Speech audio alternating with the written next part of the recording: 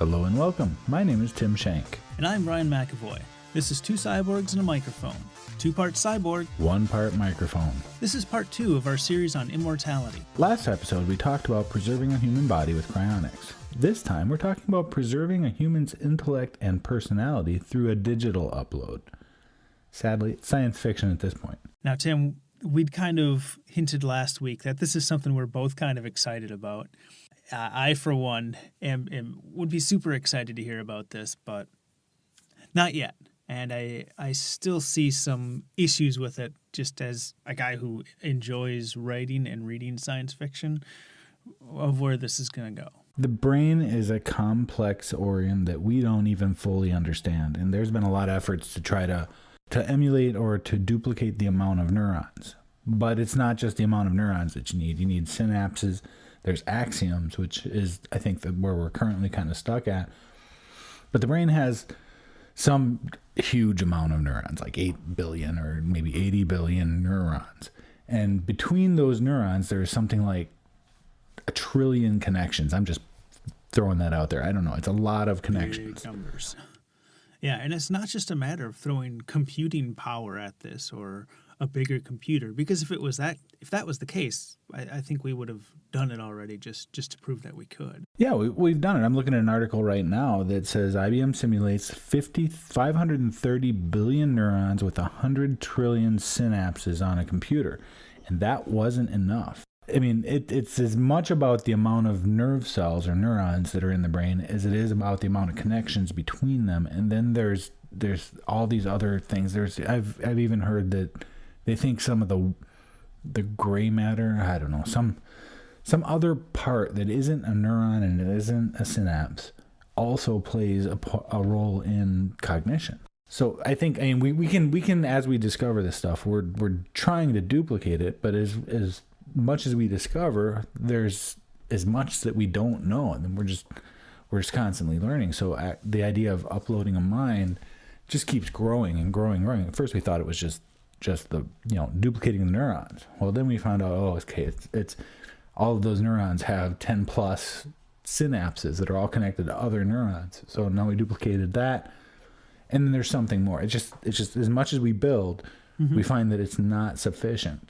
But let's back up a little bit, because let's talk about what we're talking about. Mind uploading is, I mean, maybe some people get that, but what are we actually talking about? What we're talking about is the digitization of a human's intellect and personality. So to take somebody, we'll say Bob, and we say, okay, Bob, we're going to upload you. You are going to be digitized, and we take everything that makes Bob, at least as far as recognizing Bob's personality, and putting that into a computer so that when we address the computer's personality or whatever's running Bob can say, hi, I'm Bob, and I remember this from my past, and I remember so-and-so, and this makes me feel happy, this makes me feel sad. Would you agree? Yeah, and intellectually that works. I mean, we're pretty sure we meaning science is pretty sure that we're a collection of neural connections. So duplicating a neuron we can do, duplicating lots of neurons we can do, and the connections we can do. One thing that's interesting is you chose the word Bob, because I'm reading a book exactly about this, and this guy's name's Bob. I'm going to recommend it. I don't know if it's not really a plug. Nobody knows I'm not getting anything out of this, but it's called We Are Bob, We Are Legion. No. Huh. We are Bob, We Are Legion. It's about some guy who gets his head froze, wakes up as a computer program, and they put him into a von Neumann probe. You can look that up on Wikipedia. And he becomes a self-replicating artificial intelligence sort of person thing. Interesting book. Really cool. Neat. I might have to check that out. So there's been a lot of people working on it. And like I said, I mentioned this article where IBM simulates 530 billion neurons. Brian, do you know how many neurons the brain has? I was just about to ask you the same thing. 100 billion neurons in the brain. Okay, they did 530 million? 530 billion. So they're half as many neurons as the brain, and this has 100 trillion synapses on the IBM, emulation. 100 trillion. synapses. Man, those are big numbers. I mean, Yeah. they did do the IBM experiment did have 100 trillion synapses, but was about half as many neurons. I mean, these are big numbers now, but we're able to make some, which Moore's law says eventually we're going to be making more. So it seems like we're on a path. Well, according to this, if in Moore's law, I mean, if we're already up to 530 billion neurons, 100 trillion synapses, Moore's law says we double every 2.4, I think, years. Yeah. Should happen before That I'm means 40. 2.4 years from now. Well, this was 2012, Brian. Oh, well. There we have it. Maybe this brain is out there then. I need more current research, I think. According to Moore's law, we should have already done this many times over. Maybe we have. Maybe we're in that brain. Ooh, we should totally do a show on that. Yeah. I'm a little out there. No way. I'll admit. I'll admit I'm a little out there. I think we're in a simulation of something. I think we might be artificial intelligence. I think there's some merit to that. It's interesting to talk about uploading your brain because there's a lot of different, I guess, conflicts or concepts that come in. Because if you can upload your brain to one computer, there's nothing to stop you from uploading your brain to a second. And which one of those is you? So I'm going to pull from the book Accelerando, which we've both read. And the idea in that is that, yeah, people would regularly duplicate their intelligences, and they would call the other one a ghost. And I say the other one because to each of them, the other, not them, is the other.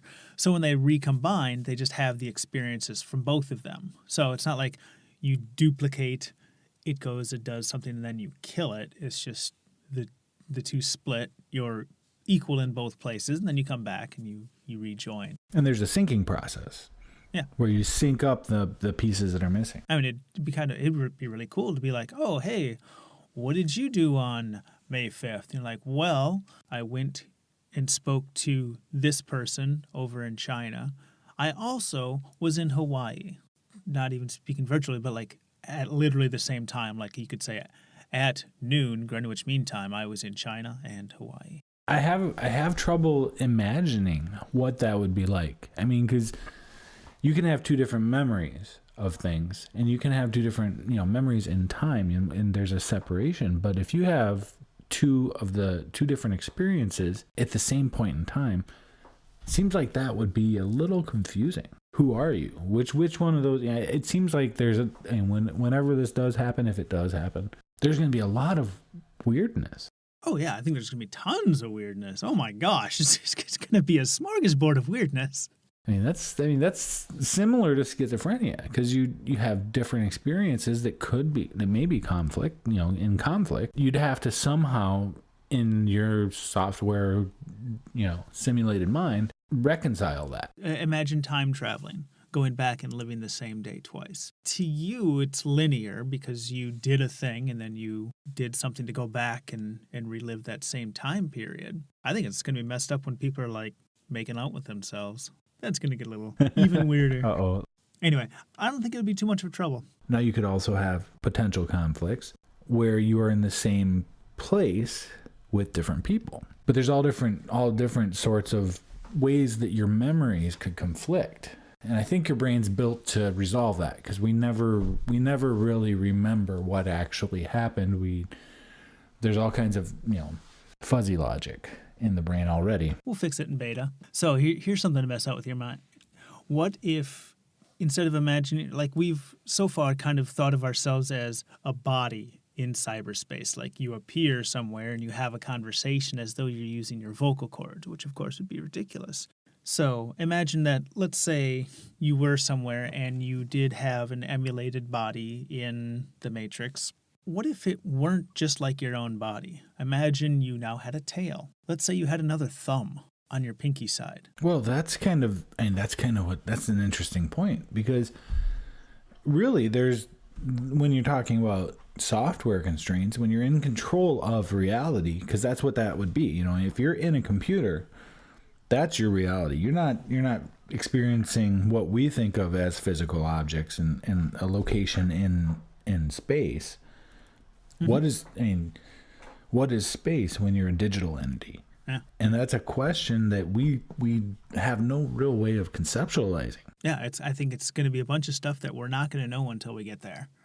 Or we're going to have theories about it, but actually experiencing it as digital information, I think it's going to be a whole different ball game. I wonder if we'll ever get there. God, I hope so. It opens up a world of opportunity for it. Somebody once brought up this question to me of, what do you think it would be like if you were digitized? And for some reason, I don't know what was going through my brain that night. My response was, okay, right now we are a meat computer in a vat of chemicals and hormones and everything. And I think that would, at first anyway, need to be emulated.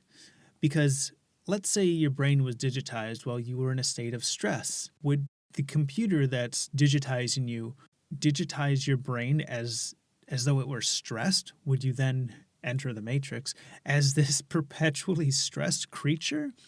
Or would there be computer emulation to say, okay, you were brought in, your brain was swimming in stress chemicals.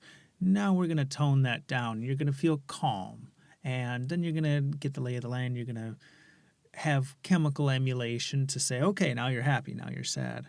Or would we just be a lot less emotional? Well, there would have to be, because the brain changes so much. I mean, every time we're forming an experience, we're kind of rewriting a neural connection, a neural pathway to reflect that experience.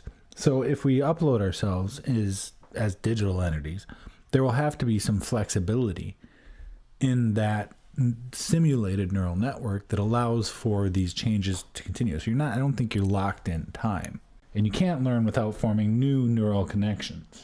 That's the essence of learning. That's the bolts of it. Who knows? Maybe it'll be different over there. It could be. But yeah, right now is biological entities. Yeah, we totally need that. Because the perception of a meat brain, that who knows what you'd perceive if you were a digital entity? It would not be a digital perception. It would be some perception of a reality, which may include a meat brain, even in a digital form. Because from that digital form, you only know digital entities or digital attributes, which could translate to exactly the reality we have now. Yeah, I think there'd be at least two schools of thought on that. I think there'd be some people, think of them like the Linux users. They're like, oh yeah, I want the pure experience, all digital, no chemical emulation at all. I use 25% of the processing power and I get 200% more work done. And then there'd be people who are like, yeah, I want godlike power, or the godlike feeling, I guess, of like being human, but with all this ability to shape my surroundings and in even my own perceived entity. What a boring existence if you turned it into like text and data. I mean, if you're talking about those Linux guys that they want a terminal interface to the human mind. What a boring, absolutely dry way to experience things. Have you ever heard of business school, Tim? As a matter of fact, I have. Accounting. God. Engineering. Mechanical specifically, not electrical. What a miserable existence. I'm on the Wikipedia article, mind uploading, and it could potentially be accomplished by two methods. Copy and transfer, so you're basically creating a copy of a point in time, or gradual replacement of neurons, which would require a brain interface of some kind, and you would start replacing neurons digitally. Interesting. I wonder what the difference would be, and I wonder why you would replace neurons. That doesn't make sense to me, because I would just add neurons. I would add new segments to the brain, but I don't think I'd want to shut down the one I have. Well, I guess if your desire, if your goal was to leave your brain, I guess that makes sense then. It kind of makes sense. I think what it's talking about, because this is the article about mind uploading, it would be to phase it into a digital format as opposed to just enhancing the meat. Yeah, see, I like the meat. I like the experience I'm having. I mean, it has its ups and downs, of course, but I like the experience I'm having, and I'm good for this for a couple hundred years. I figure 300 years and I'll get sick of living, but I don't know if I'd want to just do an all-out replacement unless this environment became intolerable. That which could happen. It'd be nice to have both. I think it would be complementary to have like your digital avatar, has access to all the digital stuff, is purely digital, and then the original, the one that was, in my case, born in 1981. And I suspect that my digital version would think of the meat version as kind of its pet. Be like, oh, I'm going to make it money and keep it happy. And I like to see it enjoy. And the meat version would be like, yay, I get to run around and follow the whims of the digital version, which thinks a lot like me. Would it think a lot like you, though? Because once you're in that digital format where you don't have the same limitations, I think you'd be a whole different person. Yeah, but I think I'm sentimental enough, at least unless I was drastically altered. I think I'd be sentimental enough to be like, yeah, I'll take care of the meat. It's not going to live forever. I am. It's so dumb and cute. I get the feeling that once you're in a different universe, because that's really what we're talking about. I mean, the universe that we know, while it feels physical and seems real solid, that would be no more real than whatever conditions you're experiencing inside of a computer or, in the digital thing. So you really have a different universe entirely with different physical laws, different methods of transmitting energy, things like that. So you're really talking about splitting or converting to a new universe. And I don't know if that would be reconcilable. That would be really difficult to be the same person. That's very possible. I would like to think that this is my version of heaven. There's time to do everything. Because right now, I am chronically pressed for time of like, oh, I want to do this and this and this, and I'm not done with this yet, so I can't move on to this. But when I'm done, I'm going to do this, unless I come up with something better, which I always do. Sure. Whereas digitization would be like, okay, I'm going to rent out more processors and do this stuff. I don't know. It seems like it would be a jump. It wouldn't be the same. It would be difficult to keep your personality in such a drastic change in the way you think. I mean, if your personality is a collection of experiences, which is a collection of neural connections, if that's true, then any modification, enhancement, transfer of that is going to make a new person. And if Brian is two people, how do you reconcile those two people? I mean, it seems like that would be very, very challenging. How about this for an analogy? If there was a drastic change in your life, let's say you won the lottery, that would change you. Sure. You'd still be the same person, but you would be changing according to this change in your life. You'd suddenly be rich. So don't you think that your personality would be kind of like the same, but now you've got buttloads of power? I don't think your personality would be the same, because when you win the lottery, you are changing what you do. You're changing the resources you have, which also changes the power you have in this world, but it doesn't change who you are. When you're talking about adding neurons and adding capabilities, I think you are changing who you are. And I think that echoes back to your personality being different, which means you're a different person. I think we would learn a lot about nature versus nurture. I think we would see, oh, okay, when, this person is radically changed, like maybe give somebody the impression that they haven't been uploaded, or their uploaded life is very, very similar, and see how they react. Another person be like, okay, you have root control. You can change just about everything about yourself and your virtual surroundings. How would people change? Maybe even do that with the exact same digital upload. How would you change if you could modify your personality? Either add qualities, how would you change your personality if you had the opportunity? I'm already perfect. What would I change? Oh, wait, who set my modesty at 1? That should be at least a 4. I don't know. If you ask the same question to me, I don't know if I'd be able to answer. I mean, certainly adding intelligence, certainly adding the ability to perceive more would be what I would do. But that doesn't necessarily change my personality. If I were to change my personality, I can't even answer that question. And at this point, we're still living in meat space, so how can we? Maybe once you get into that kind of environment, imagine if you lived on 4chan or 9gag. you'd need a hell of a sense of a humor to survive, or you'd be living a very bleak existence. Right now, a sense of humor is a good thing to have. It's a good thing to have in your tool belt, but it's not key to survival. It might be there. I think there's a parallel here, actually, Brian. I mean, with, say, drugs, that's what you're doing, is you're modifying your personality. You're changing your baseline to be more, say, in the instance of people who smoke marijuana, you are changing your that's exactly what you're doing. You're modifying your personality. While it's temporary, especially with marijuana. I mean, there's also psychedelics, there's, cocaine, and there's all different kinds. So I think that's where what the options would be very similar to what we already experience as drugs, wouldn't it? Yeah, I think that would be quite a wide variety. I think a lot of people would opt for that. Plus, there'd be no long-term side effects. Well, sure. I mean, maybe it would warp you eventually, but I think it'd be kind of nice I'm straight edge, but I think it'd be kind of nice to be like, okay, today I'm going to take it easy.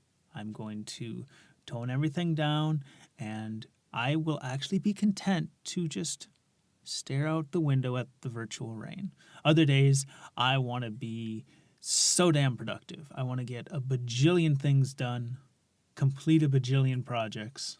See, this supports my theory that we are already digitized. We are already artificial because we do those things. But we do those things already with drugs. We take alcohol to be more jovial or more connected with people around us. We take marijuana to feel more relaxed. Some people take stimulants to be more active in their brain. So I think this supports my theory of we're already there. Man, somebody did a shitty job. Well, maybe not. Who's to say? Who's to say that this isn't what we've chosen? Alzheimer's patients?